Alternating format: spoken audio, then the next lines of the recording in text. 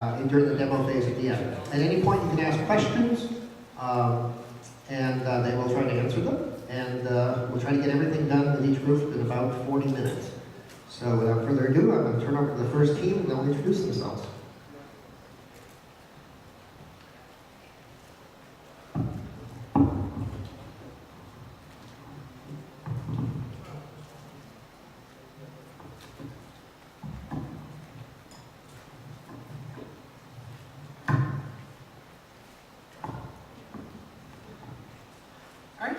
Welcome to our presentation today. Today my name is Brendan Messier, and this is my associate Taylor George, and we are going to be presenting the pool skimmer.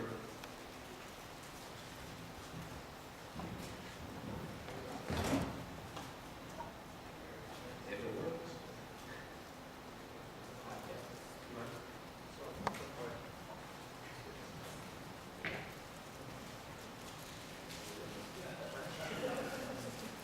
A little technical difficulty, we'll do it again. Alright, go ahead. Alright, so one of the main issues that we have complaints about pools and such, outdoor pools specifically, is that it gets a lot of tree debris, leaves, bugs, scum floating on the surface. And usually this would be accomplished with a general just skimmer net, something like that, whenever you have the time to spend like half an hour scooping out all the little stuff. And especially here in Vermont, foliage season, you get a lot of leaves in your pool from all of the lovely maple leaves and everything.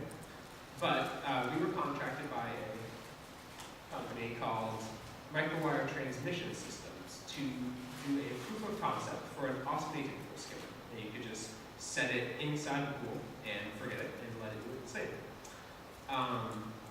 The specifications that they gave us was that it must be robust, easy to assemble, safe, of course, easy to clean, fully autonomous, and rechargeable.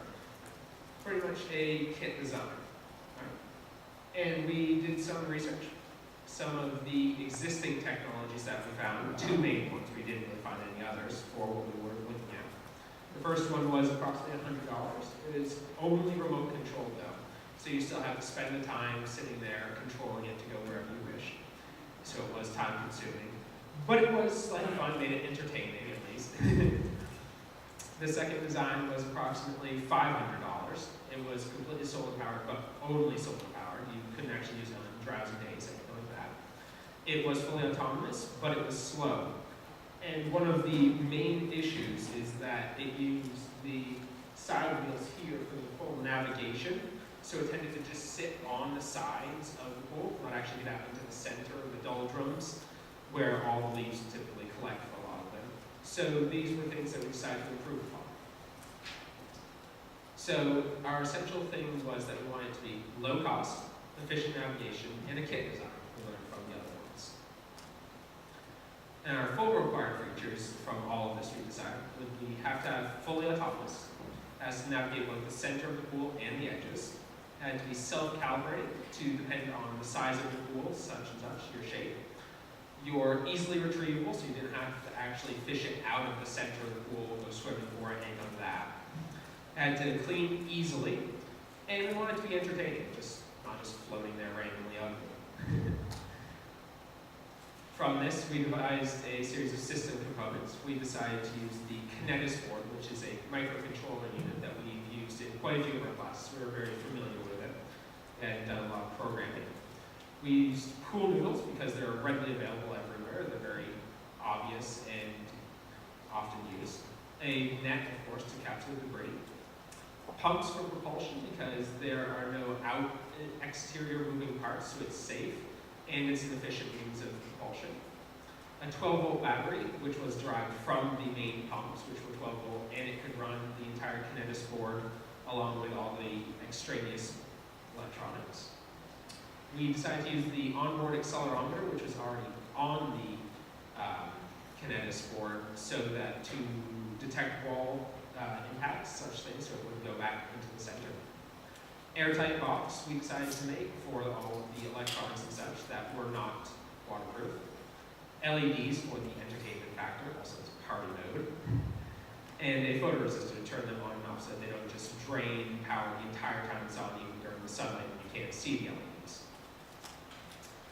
So here's the general system diagram that we have. The pool noodles on the side here with the box and the two pumps located right below the box. Connectors for 12-volt battery and everything within the box, of course. And the net on the front to catch everything for forward motion. Next slide is a side section view showing the right angle pumps to take all of the water from beneath it and inject it out the back, and the net catching all the debris. And then the framing system to hold all the pool noodles, etc. together. Now, one of our first thoughts was that we had to, for the pump placement, that when debris actually got caught within the net, some of it would go through. And we didn't want that clogging up the pumps and everything, so we decided to have the inlet go directly down, which is part of the reason why we chose right angle pumps. So all the debris would just flow straight through the design, and we can pick it up later if it needs to be. Now, the second thing is we wanted to have it float relatively level in the water continuously and right about midline, so that you could have a little bit lower debris, a little bit higher debris, leaves that stick out and such. So we decided to use the general buoyancy equation, measure the general weight of the device here, 5.75 pounds, and the resulting volume of water displaced was 0.0026 cubic meters, not much, which gave it a floating depth of about 2.3 inches, only 0.18 inches above middle line. So it floated pretty much level exactly how we designed it, thankfully not. Now, the force calculations for the pumps was one of the driving factors as well. We used the max velocity of the water coming out that was given to us, the flow rate, and the density of water. And we came up with a maximum force of 0.36 pounds per pump, or 0.72 pounds total for the entire machine. Next, we set that on the other side of the drag calculations, and through given things and such, we came up with a final velocity of 0.14 feet per second, or 1.68 inches per second, which was pretty much around what the other two did.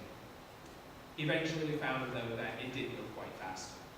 Now, my associate Taylor George will take over and talk more about the solid charge.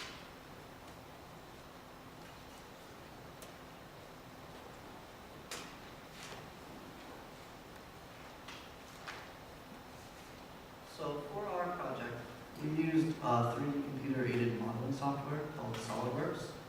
And as you can see here, this is what our Skimmer bot looks like in the program. It's the assembly view. I'm going to talk about a few of the parts.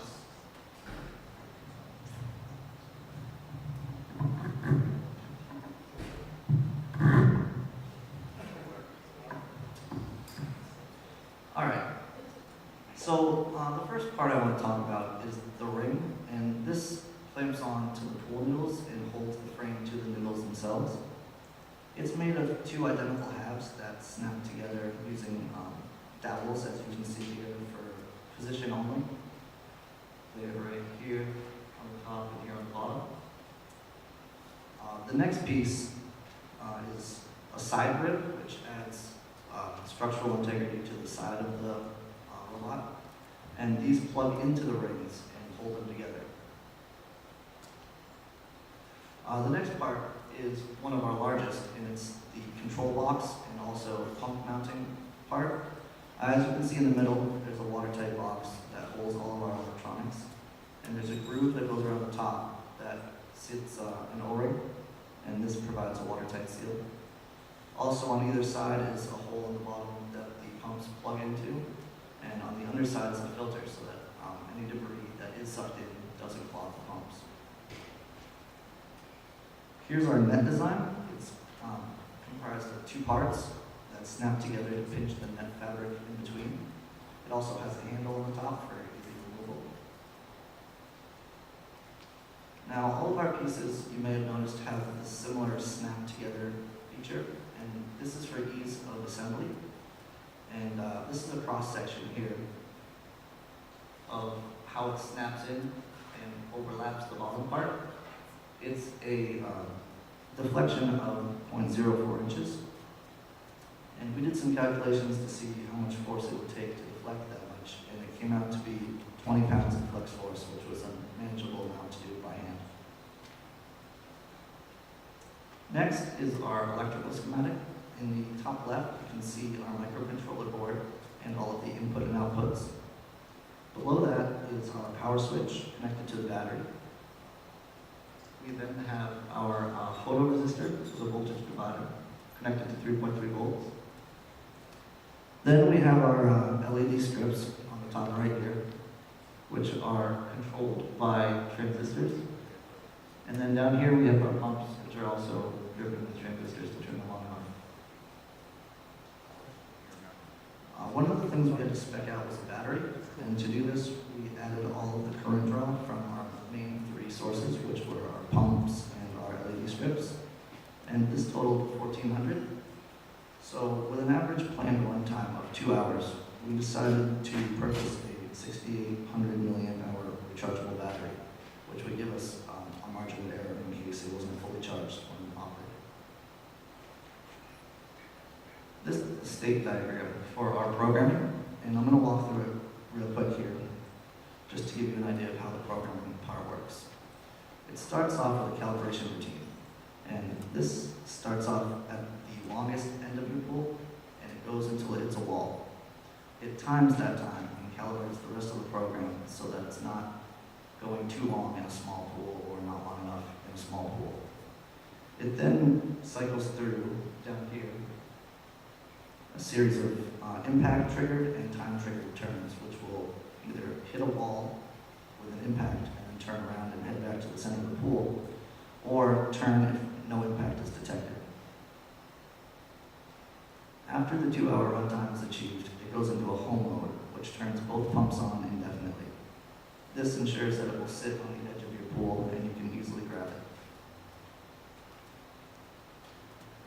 Here's some example code which we did in Code Warrior, which is a program we use here at BTC, and it's done in the C language.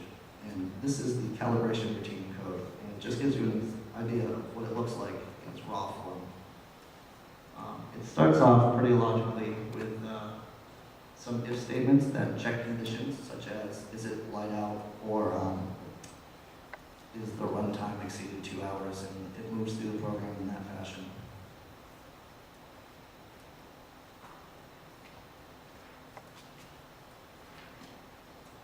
Here is our work breakdown structure. It's how my partner and I split up the work. We have each assignment assigned to either one of us with a projected date of completion. Here's the budget for our project. It ended up costing $144. And the reason this is pretty low is because a lot of the cost was absorbed by Microwire for their 3D printing services for most of the components. And if we had more time before this presentation, we have a few things we wanted to incorporate. The first being a flotation or moisture sensor. This would ensure that it was in the water before it allowed itself to turn on. Next, we would have made a printed circuit board to better manage how all of our components are wired together. Also, designs for molded parts was the final idea instead of having them 3D printed, so we would have looked into that a little more. And lastly, we wanted to integrate the wiring of the LEDs and pumps into the parts themselves to more manage how they are, because currently they're a little all over the place. Are there any questions? Did you have any trouble with the with wall waves versus wall moving accelerometer? If you saw a wave, you can accelerate in one direction and think it ran into the wall. Well, we tested it in the pool here at Shape, and it was pretty wavy. And we had the accelerometer set to a high enough threshold so those waves were not detected. What's your projected sell price for this? I believe we were going for $150 or $200 around there, which is significantly lower than the $500 price tag of the one that was similar. How do you determine the coefficient of friction and drag coefficient? The coefficient of drag was based on the cross-section of the entire thing. We based it on a worst-case scenario if the net is completely filled, so it's just completely blocked, there's no water flow through the actual frame or anything like that. So the coefficient drag came from that cross-sectional area there. And how did your speed compare, did you measure the speed of it, and how did it compare to the calculation? Speed was considerably faster. We didn't get to accurately measure it due to waves and such in the pool. It wasn't a very accurate distance measurement, but it was considerably faster than the 1.2 feet per second, seconds per feet, inches per second. It was faster, so we were pleased with that. Any other questions? How do you turn it on and off? We have a single switch. We try to make it as easy as possible. We have a large switch right on the top where you set it into the pool, you just switch it on, and that's all you have to do until it sets to home mode, and when you go to pick it back up, you just switch it off, and that's all of the input it requires from the actual operator. So try to make it as easy as possible. Yep, there's a small charging output on the watertight box. One of the holes through there, we have a small plug that goes over it, and you can charge it whenever. It takes a couple hours to charge it completely. So. Why did you use pool noodles instead of a solid hull? Because if we were to sell it as a kit production and everything, we would have them put together themselves, and we figured if this is going to be sold in a pool store, the noodle will be right next to it anyways. And they're relatively cheap, and it's a lot cheaper than actually creating an entire pontoon system that would have to integrate with the frame and make them yourselves. So, any other questions? We can bring you over and show you a short benchtop test and